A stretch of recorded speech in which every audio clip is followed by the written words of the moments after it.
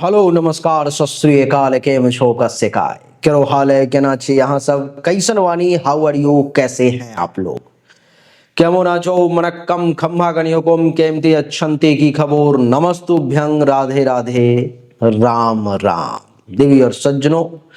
आज के इस वीडियो में मैं बताने जा रहा हूं कि धनु राशि के ऊपर में केतु का क्या प्रभाव होने वाला है, क्योंकि अभी से लेके 5 दिसंबर 2025 तक 2026 तक केतु धनु राशि वालों के लिए सिंह राशि में प्रवेश कर चुके हैं। इसका क्या प्रभाव होगा, इसको जानने का प्रयास करेंगे। इस वीडियो में मैं प्रयास करूंगा कि आपको धनु राशि के कुछ गुण और अवगुण के बारे में बताऊं। साथ ही मैं प्रयास करूंगा कि केतु के बारे में कुछ विशेष जानकारी दूं, और फिर मैं प्रयास करूंगा कि केतु जो आपके लिए अभी से लेकर के 18 मई से लेकर के 5 दिसंबर 2026 तक, 18 मई 2025 से 5 दिसंबर 2026 तक कुछ धमाका करने वाले हैं, आपके वर्चस्व को जमाने वाले हैं। क्या कैसे होने वाला है उस पर में चर्चा करेंगे।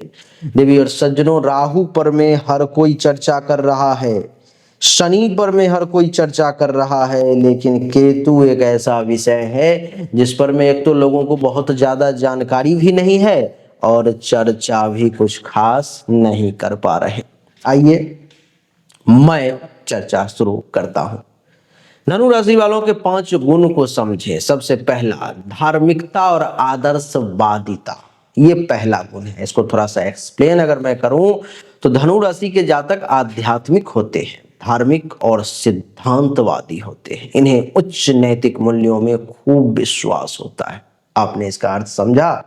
आध्यात्मिक यानी कि धर्म कर्म में, धार्मिक यानी कि सही मार्ग पर चलने वाला, और सिद्धांतवादी यानी कि एक नियम को फॉलो करने वाले व्यक्ति धनु राशि के होते हैं। दूसरा, स्वतंत्रता प्रिय व्यक्ति होते हैं धनु राशि के लोग। ये जातक स्वतंत्रता को बहुत महत्व देते हैं, बिल्कुल भी किसी के अंडर में नहीं रहना चाहते, बंधनों से हमेशा बचने का प्रयास करते हैं।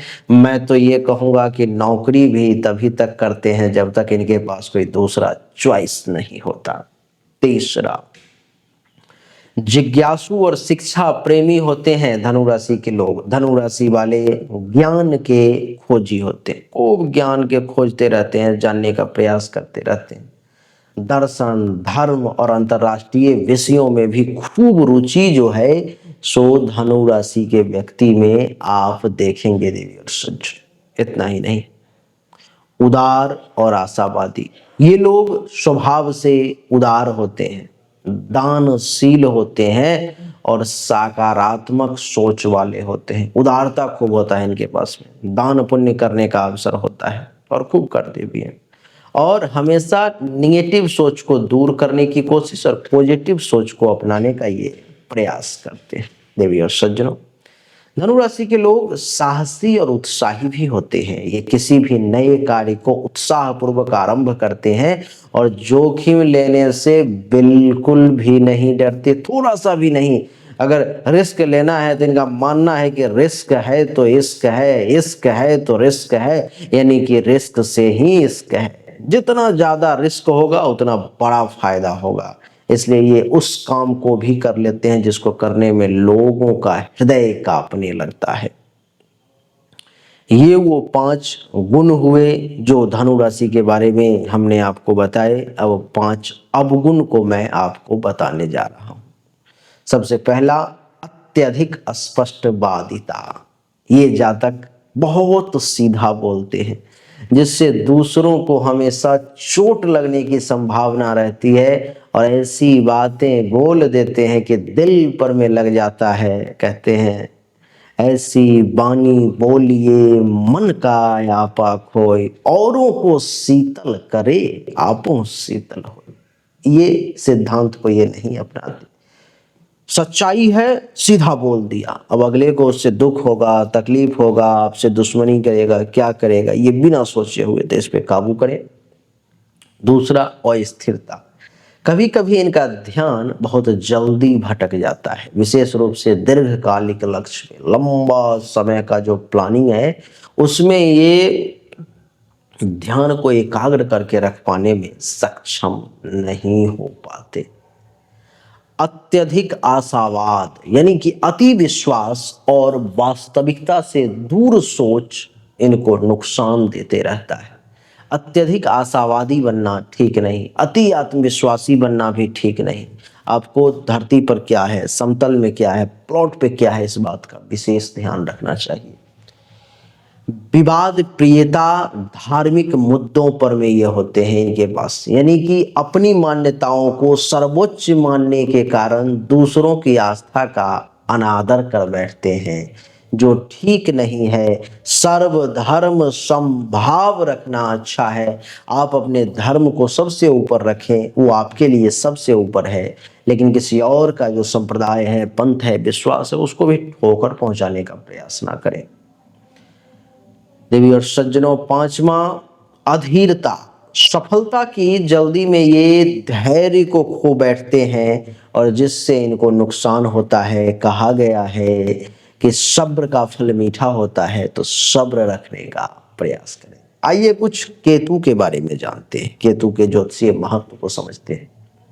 केतु एक छाया ग्रह है, मैं कई बार बता चुका हूं, जो मोक्ष, रहस्य, तपस्या, पराशक्ति इन सब से संबंध रखता है। यह पूर्व जन्म के कर्मों और उनके फल का कारक मूल रूप से केतु माना जाता है। इसको विच्छेदक ग्रह भी कहते हैं। यह अलगाव करता है, लेकिन उच्च चेतना की ओर भी यही ले जाता है।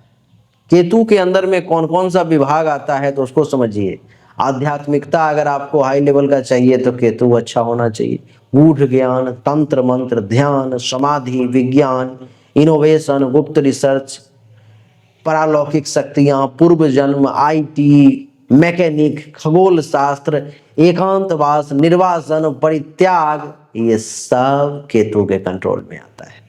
शरीर के कुछ बीमारियां जो केतु के खराब होने के कारण होती हैं, तो वो कौन सी हैं? जैसे किसी को मनोरोग है तो समझ लें कि उसका केतु खराब है। मानसिक अवसाद में रह रहा है, टेंशन में रह रहा है, यानी कि केतु खराब है। भ्रम, फोबिया, ये सब केतु खराब के लक्षण है। गुप्त रोग, त्वचा रोग, सोराइसिस, एक्जिमा, ये सब केतु खराब के लक्षण है। रीढ़ की हड्डी में समस्या, अजीब और असामान्य बीमारी जिसका निदान कठिन हो, गैस, अपच, नाक कान से जुड़ी समस्या, ये सब जो है सो केतु के कंट्रोल में आता है। तो अगर इन सब में अगर कोई भी प्रकार की समस्या आती है तो तुरंत केतु का समाधान सही करें अथवा कुंडली की जांच करवाएं और सही जानकारी लेकर के सही निर्णय पर में पहुंचे। क्योंकि देवी और सज्जनों, जब तक कुंडली की जांच नहीं होगी तब तक ये नहीं पता चलेगा जो आपको सही बीमारी है क्यों और उसका कारण क्या है। तब जब तक कारण नहीं पता चलेगा जो भाई इस कमी के कारण अथवा इसके वृद्धि के कारण आपको बीमारी है, तब तक उसका इलाज संभव नहीं है। अगर आपको सही जानकारी चाहिए एक्यूरेट 100% एक्यूरेसी के साथ, तो सामने दिए गए नंबर पर में अपनी जन्म तारीख, जन्म समय, जन्म स्थान भेजें। सही शुल्क जमा करेंगे आप और आपको सही जानकारी मिलेगी। आइए समझते हैं अब धनु राशि वालों के लिए केतु के प्रभाव को। कुंडली के नवम भाव में विराजमान है, पांचवी दृष्टि प्रथम भाव पर, सप्तम दृष्टि तीसरे भाव पर और नवम दृष्टि पंचम भाव पर में है, जिसके 15 सकारात्मक परिणाम को समझते हैं। सबसे पहले पहला, पूर्व जन्म के अच्छे कर्मों का फल। पूर्व जन्म के अच्छे कर्मों का फल केतु के कारण मिलता है। दूसरा, गूढ़ आध्यात्मिक ज्ञान जो है सो केतु के कारण मिलता है। धर्म और दर्शन की गहरी सोच जो है सो केतु के कारण आपको मिलेगा।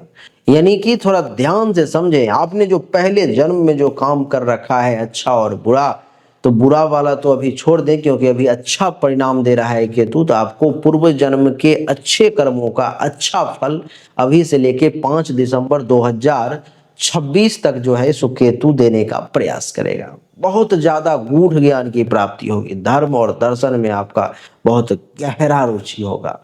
आपकी भाग्य जो है सो इस समय अचानक से जागृत हो जाएगी। आपको भाग्य का अचानक से जो है सो विशेष साथ मिलने रहेगा, रैंडम। तीर्थाटन भी आप खूब करेंगे और यहां तक कि मैं आपको बताऊं कि धनु राशि वाले विदेश यात्रा का भी योग ये केतु बना रहा है। पिता या गुरु से आध्यात्मिक ज्ञान भी आपको प्राप्त होगा, ऐसे योग बन रहे हैं। उच्च शिक्षा में, गहन विषयों में रुचि जागृत होगी, जैसे ज्योतिष में, आयुर्वेद में, साइंस में, इन सब में आपकी रुचि जागृत होगी और आप विशेष लाभ जो है सो ले पाओगे। क्योंकि प्रथम भाव पर दृष्टि है तो आत्म विश्लेषण करने की प्रवृत्ति आप में आएगी, अपने आप को जांचने, परखने, विश्लेषण करने की क्षमता आपको केतु देगा। तीसरे भाव पर दृष्टि है तो लेखन बहुत अच्छा कर पाएंगे, अनुसंधान, रिसर्च के क्षेत्र में बड़ी सफलताएं आप हासिल करेंगे। पंचम भाव पर में दृष्टि है तो गुप्त विद्या में आपकी रुचि जागृत होगी। कुछ मंत्र ऐसे हैं जो अभी से लेके 5 दिसंबर 2026 तक उसको आप सिद्ध कर लेंगे और अतीन्द्रिय शक्तियों को प्राप्त कर लेंगे आप, ऐसा योग है। इस समय में आपको केतु उच्च दार्शनिकता देगा, आध्यात्मिक साहस प्रदान करेगा, जिससे बड़े से बड़े रिस्क लेकर के बड़ा से बड़ा काम कर सकते हो आप। भाई बहनों से दूरी, लेकिन आत्मनिर्भरता जो है सो आप में बढ़ती हुई प्रतीत होती हुई मैं देख पा रहा हूं। देवी और सज्जनों, आपको मैं बताऊं कि आत्मिक विकास के अवसर भी आपको प्राप्त होते हुए मैं देख पा रहा हूं। आपको अंतरात्मा का जो एक विकास होता है, एक चेतना का जो विकास होता है, वो केतु आपको देने वाला है।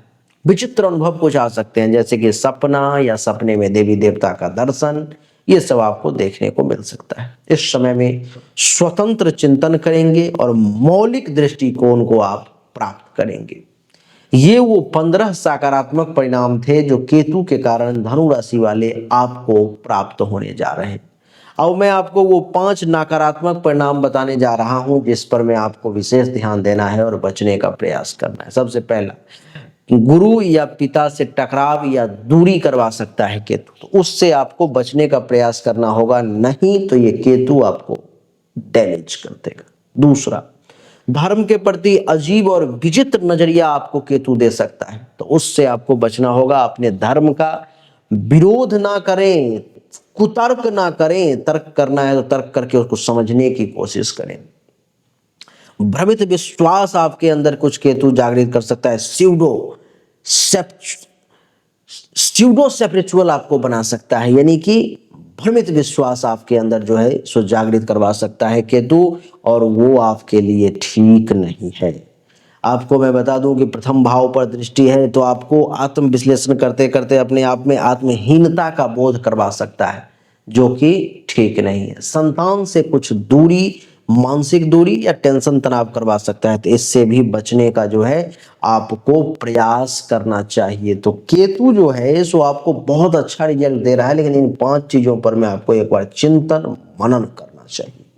तो देवी और सज्जनों, कैसा लगा है आपको ये मेरा वीडियो, जिसमें हमने बहुत गहराई से रिसर्च की हुई बातें आपको बताने की कोशिश करी है, जो आपको सामान्य स्तर पर में मालूम भी नहीं होगा और आपको कोई बताएगा भी नहीं। अच्छा लगा तो वीडियो को लाइक करें, शेयर करें, चैनल को सब्सक्राइब करके इसके बेल आइकन के बटन को दबाएं, और पर्सनली जानकारी चाहिए तो सामने दिए गए नंबर पर मैसेज करें, व्हाट्सएप करें, आपको सही शुल्क के साथ सही जानकारी प्राप्त हो जाएगी। अच्छा लगा तो वीडियो को फिर से एक बार मैं कहूंगा कि आप 10-20 लोगों को शेयर कर दें। राधे राधे, राम राम।